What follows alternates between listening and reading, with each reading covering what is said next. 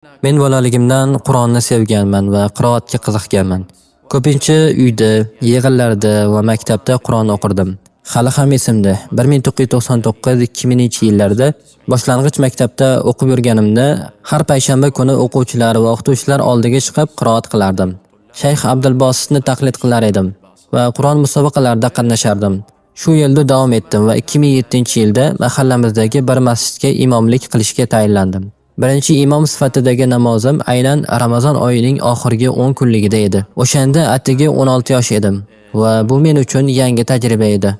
Birinchi marta jamoaga imom bo'lib namoz o'qishim kerak bo'lganda, menga masjidda oldinga o'tib namozni boshqarishimni aytishganida shunchalik hayajonlanganmanki, hattoki qo'rquvdan titraganimni eslayman.